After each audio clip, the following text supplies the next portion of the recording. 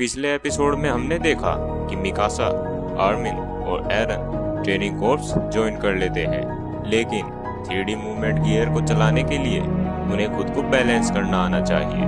पर एरन खुद को बैलेंस करने में नाकाम हो रहा था। लेकिन अपने टेस्ट के आखिरी दिन ट्रेनिंग कमांडर के कहने पर एरन वॉगनर की बेल्ट पहनता है और खुद को आसानी से बैलेंस कर लेता है। तो ट्रेनिंग कमांडर बताते हैं कि तुम्हारे इक्विपमेंट में खराबी थी, जिस वजह से तुम खुद को बैलेंस नहीं कर पा रहे थे। और इसके बाद उनकी 3D मूवमेंट गियर को चलाने की ट्रेनिंग शुरू हो जाती है। और अब आगे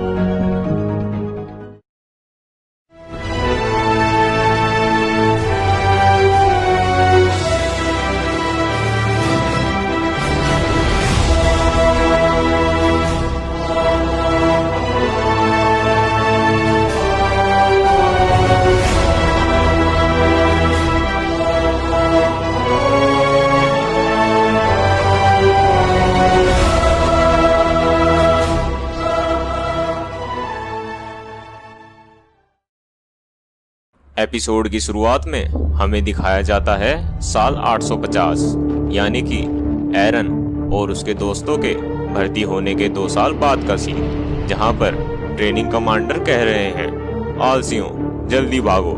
और वे आर्मिन से पूछते हैं, क्या हुआ, तुम पीछे होते जा रहे हो, वजन सहन नहीं हो रहा?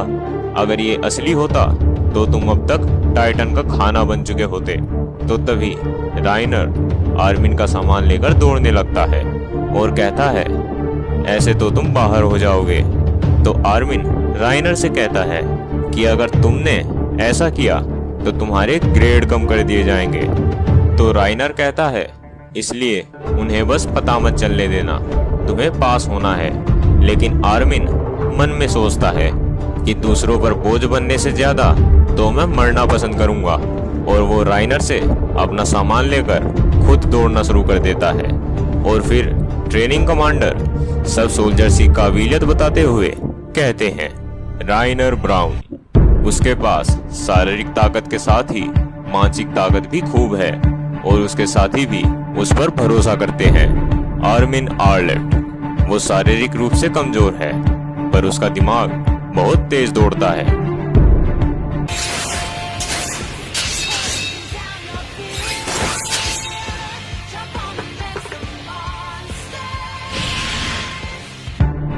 एनी लियोनहार्ट, उसकी तलवार कभी नहीं चूकती पर वो दूसरों के साथ घुलती मिलती नहीं।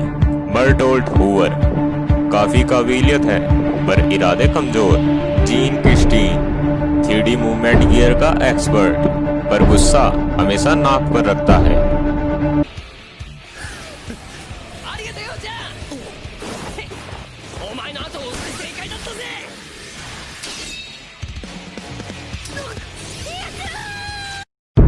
ससा ब्लोज, उसकी इंस्टिंक्ट्स कमाल की हैं पर आदतें साथ काम करने के लिए ठीक नहीं।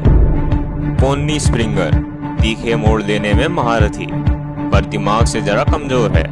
निकासा अकरमन, हर हमले में बिल्कुल परफेक्ट, ऐसा हुनर कई पीढ़ियों बाद सामने आया है। एरन जेगर, कोई खास हुनर नहीं पर वो खुद को कड़ी मेहनत कर बेहतर बनाता रहता है और उसके इरादे हद से ज्यादा ही बुलंद होते हैं।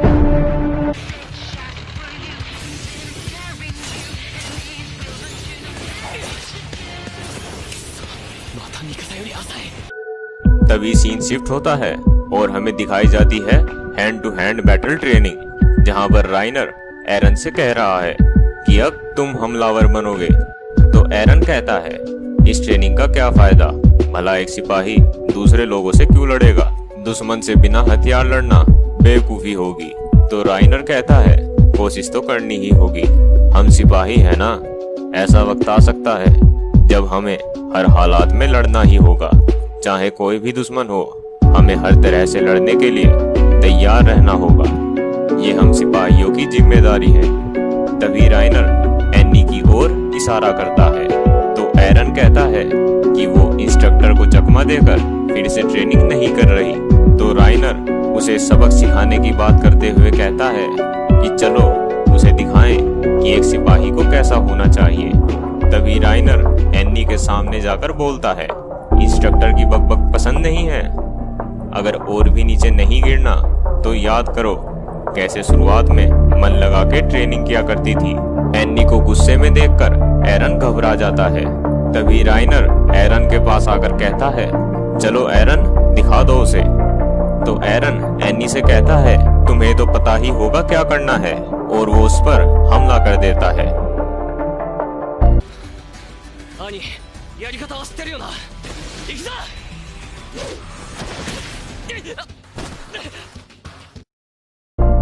पर एन्नी उसे आराम से रोक देती है। एरन को खड़े होने में भी दिक्कत हो रही थी, तो एन्नी राइनर से कहती है कि क्या अब हो गया तुम्हारा। पर राइनर उससे कहता है कि उसका हथियार भी छीन लो। तो एरन एन्नी को रुकने को कहता है।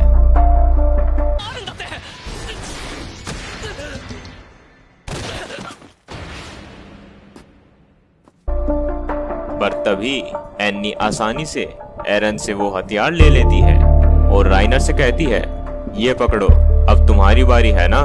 राइनर मना करना चाहता था, पर एरन उसे कहता है, सोचना भी मत, उसे एक सिपाही की जिम्मेदारी का एहसास दिलाना है।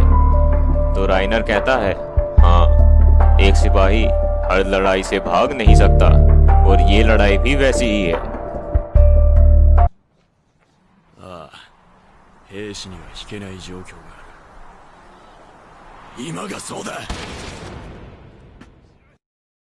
लेकिन राइनर भी हार जाता है। तो एरन एन्नी से पूछता है, तुम्हारी तकनीक कमाल की है, ये किसने सिखाई। एन्नी जवाब में कहती है, मेरे पापा ने, पर ये बेकार है, इस सब का कोई फायदा नहीं। तो एरन पूछता है, तुम्हारा मतलब ये ट्रेनिंग। तो एन्नी कहती है, anti personal hand to hand combat training के कोई पॉइंट्स भी नहीं मिलने वाले। ज्यादातर लोग इसे मजाक में लेते हैं। मिलिट्री पुलिस ब्रिगेड में भर्ती होकर सिर्फ वही अंदरूनी दीवार में रह सकते हैं जिनके ग्रेड्स टॉप 10 में होंगे। इसे सीरियसली सिर्फ तुम जैसे हद से ज्यादा सच्चे लोग लेते हैं, या फिर बिल्कुल बेवकूफ लोग। जानते हो, इस दुनिया में तुम टाइटन्स के आगे उतना ही ज्यादा टिकोगे जितना ज्यादा उनसे दूरी बना के रखोगे। तो बताओ, इस नौटंकी से तुम्हें क्या सीख मिली। तो एरन कहता है, वेल, मुझे खुद नहीं पता।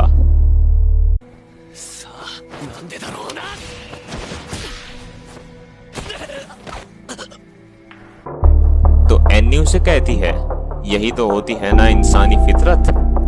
जो भी हो, मैं इतनी बेवकूफ नहीं हूँ जो ऐसी घटिया दुनिया में सिपाही सिपाही खेलूं। तो राइनर एन्नी को कहता है, शायद तुम सिपाही बनने के लायक ही नहीं हो। पर एरन मन में सोचता है, अपनी ताकतवर बनने की जिद में मैंने इस पर गौर ही नहीं किया। ये तो बिल्कुल ही साफ बात है, ये लोग अपनी लड़ने की काबिलियत को सिर्फ उनसे भागने के लिए ही निखार रहे हैं। तभी सीन शिफ्ट होता है और हमें दिखाया जाता है कि सभी सैनिक डिनर कर रहे हैं और एरन जीन की बातों को ध्यान से सुन रहा है। तभी मार्को जीन से कहता है, जब हम मिलिट्री पुलिस ब्रिगेड ज्वाइन कर लेंगे तो राजा जी के ठीक नीचे काम करना बड़े ही फक्र की बात होगी। तो जीन उसे कहता है, मार्को, खुद से झूठ बोलना भी बंद करो और सच बोलो। मुझे पता है कि तुम्हें मिलिट्री पुलिस ब्रिगेड में सिर्फ इसलिए भर्ती होना है ताकि अंदरूनी दीवार में आराम से रह सको। मार्को मना करते हुए कहता है, नहीं, मैं ऐसा नहीं सोचता। तभी एरन उन दोनों से कहता है, अंदरूनी दीवार आरामदायक होती है। 5 साल पहले तक ये इलाका भी वैसा ही था, पता होगा ना। तो जीन एरन से कहता है, तुम्हारा मतलब क्या है। तो एरन कहता है, जीन, सच कहूं तो मुझे नहीं लगता कि तुम्हारा सर अंदरूनी दीवार में फिट होगा। जा, 内地に行かなくてもお前の脳内は快適だと思うぞ。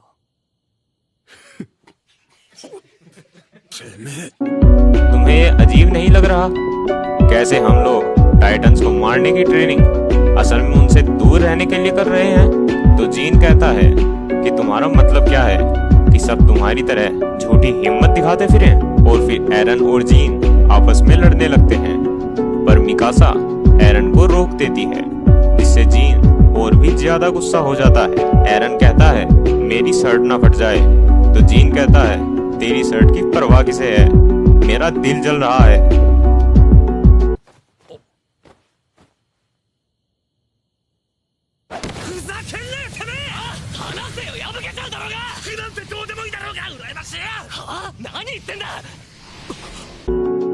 तभी एरन नोटिस करता है कि राइनर और एन्नी उसकी हरकतों को देख रहे हैं। तो एरन सोचने लगता है वो बिल्कुल जैसे मेरी भावनाओं ने मुझ पर काबू कर लिया था, पर मैं बदल चुका हूँ। और वो जीन पर वही तकनीक इस्तेमाल करता है जो एन्नी करती है।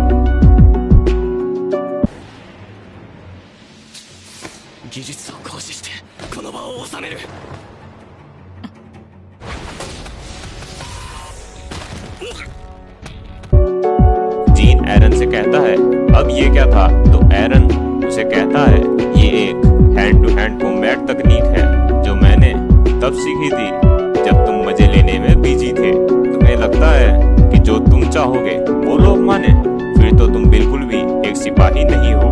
तभी वहां पर ट्रेनिंग कमांडर आते हैं और पूछते हैं मैंने अभी यहाँ कुछ शोर सुना था, कोई समझाएगा? 今しがた大きな音が聞こえたが、誰か説明してもらおうか。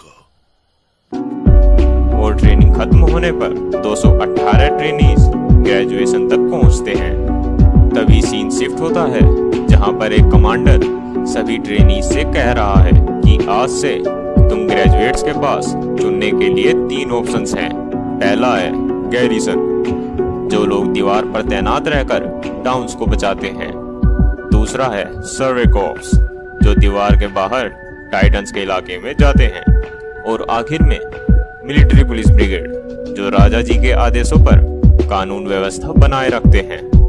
और जैसा कि पहले बताया गया था कि तीसरा ऑप्शन सिर्फ टॉप 10 ट्रेनीज ही चुन सकते हैं। और फिर सीन शिफ्ट होता है जहां पर सब लोग अपने पास होने का जश्न मना रहे थे। और वहां थॉमस एरन से पूछता है कि तुम सच में मिलिट्री पुलिस ब्रिगेड में नहीं जाओगे, तुम टॉप 10 में हो? तो एरन कहता है मैं पहले ही तय कर चुका हूँ, मैंने इतनी ट्रेनिंग अंदरूनी दीवार में रहने के लिए नहीं की, मैं टाइटन से लड़ना चाहता हूँ। तो थॉमस कहता है तुम नहीं जीत सकते, तुम्हें पता है ना 10,000 लोग मारे गए थे और 20% आबादी के मरने के बाद तो सब कुछ साफ है, इंसानियत टाइटन से नहीं जीत सकती। तो एरन जवाब में कहता है तुम्हें लगता है हम जीत नहीं सकते, माना कि अब तक इंसानियत सारे युद्ध हारी है, पर उसकी वजह हमारे पास उनके बारे में कम जानकारी होना है।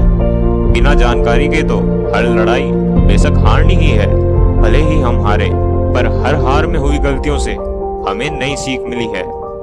तो क्या अब हम उन 10,000 कुर्बानियों को जाया कर चुपचाप बैठकर उनके हमें खा लेने का इंतजार करें? क्या यही करना है? मैं इन दीवारों के पार जाकर हर एक टाइटन को मार डालूंगा, यही मेरा इरादा है। इंसानियत अब तक पूरी तरह से नहीं हारी है। और ऐसा कहकर एरन वहां से चला जाता है। तो एरन की बातें सुनकर जीन सोच रहा था कि तुम्हें जो करना है करो, मुझे कोई फर्क नहीं पड़ता, मैं तो बस मिलिट्री पुलिस ब्रिगेड में भर्ती होऊंगा। तभी हमें दिखाया जाता है कि एरन, मिकासा और आर्मिन आपस में बैठकर बातें कर रहे हैं, जहां पर आर्मिन कहता है मैं भी सर्वे कोर्स में भर्ती होऊंगा, मिकासा भी सर्वे कोर्स में भर्ती होने को कहती है। तो एरन उसे कहता है तुम तो क्लास में टॉप पर हो, तुम्हें मिलिट्री पुलिस ब्रिगेड में जाना चाहिए। तो मिकासा कहती है अगर तुम मिलिट्री पुलिस ब्रिगेड में जाओगे तो मैं भी, अगर तुम गैरिसन में जाओगे तो मैं भी, अगर तुम मेरे साथ नहीं रहोगे तो जल्दी मर जाओगे। तो एरन कहता है तुमने मुझे बचाने का ठेका नहीं ले रखा। तो मिकासा कहती है मैं अब अपने परिवार में से किसी और को नहीं खोना चाहती। और फिर हमें दिखाया जाता है अगले दिन का सीन, जहां पर सर्वे कोर्प्स को आता देख लोग कह रहे हैं कमांडर एरविन हमारे लिए उन टाइटन्स की चटनी बना देना। और लेवाई को देखकर कहते हैं सुना है कि ये तो अकेले ही पूरी ब्रिगेड के बराबर हैं। एरन ये सब देखकर कहता है कि 5 सालों में बहुत कुछ बदल चुका है, अब सर्वे कोर्प्स को बहुत से लोग सपोर्ट करते हैं। तभी वहां पर हांस आता है और कहता है, सुना कि कल तुम सब ग्रेजुएट्स हो गए, लगता है इतनी बड़े हो रहे हैं। तो एरन कहता है कि आपके जैसा पियक्कड़ भी तो अब गैरिसन कैप्टन बन चुका है। फिर हांस कहता है कि मुझे आज भी दुख है कि मैं तुम्हारी माँ को नहीं बचा सका।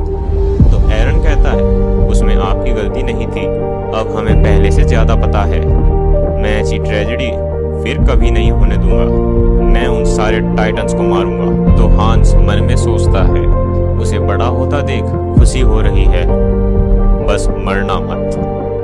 तभी सीन शिफ्ट होता है जिसमें कोन्नी एरन से कहता है कि वो भी सर्वे कोर्स ज्वाइन करेगा। एरन चौंकते हुए कहता है, क्या तुम तो मिलिट्री पुलिस ब्रिगेड में जाना चाहते थे? तभी वहां पर एक लड़की आकर कहती है, लगता है तुम्हारे कल वाले भाषण ने गहरा असर किया। तभी थॉमस आकर कहता है, कोन्नी तुम अकेले नहीं हो, मतलब कि वो भी सर्वे कोर्स ज्वाइन कर रहा है। तभी वहाँ ससा आकर कहती है, दोस्तों मैं ऑफिसर्स के फूड स्टोरेज से थोड़ा मीट चुरा लाई। सब उसे मीट को वापस रखने को कहते हैं, पर ससा कहती है कि हम इसे मिल बांट कर खाएंगे। और फिर सब कहने लगते हैं कि ठीक है, हम भी थोड़ा खाएंगे। तो एरन कहता है, तुम सब लोग भी ना। फिर एरन शहर की तरफ देखते हुए सोचता है, 5 साल हो चुके हैं, अब हम हैं इंसानियत की उम्मीदें, हम जीत सकते हैं। अब शुरू होगा इंसानियत का पलटवार। और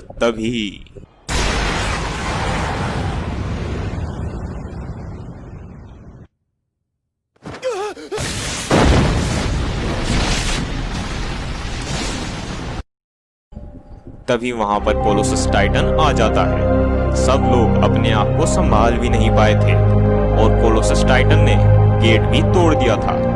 तभी कोन्नी देखता है कि सामुएल बेहोश होकर नीचे गिर रहा है। वो चिल्लाता है, सामुएल! और ससा दौड़ती हुई जाती है और उसको अपने 3D मूवमेंट गियर से पकड़ लेती है।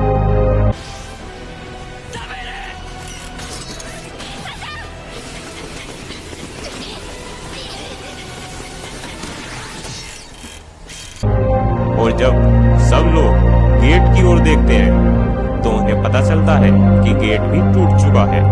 एरन सोच रहा था टाइटन्स फिर से अंदर आ जाएंगे, मैं उन सबको मार डालूंगा, एक को भी नहीं छोड़ूंगा। तभी एरन कहता है, 4th fixed cannon maintenance squad, युद्ध के लिए तैयार हो जाओ, दुश्मन ठीक सामने है। ये वही कोलोसस टाइटन है, यही मौका है, इसे गंवाना मत।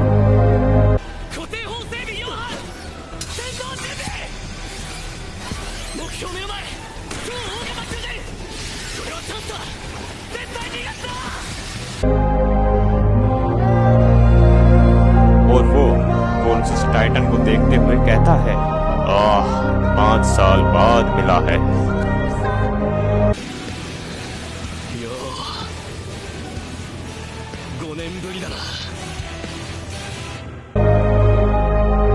और ये एपिसोड यहीं पर खत्म हो जाता है। तो क्या एरन कोलोसस टाइटन को मार पाएगा, या एरन और उसके साथी इस इलाके को भी खो देंगे, या फिर एरन और उसके दोस्तों के नसीब में कुछ और ही लिखा है? जानने के लिए जरूर देखें अगला एपिसोड।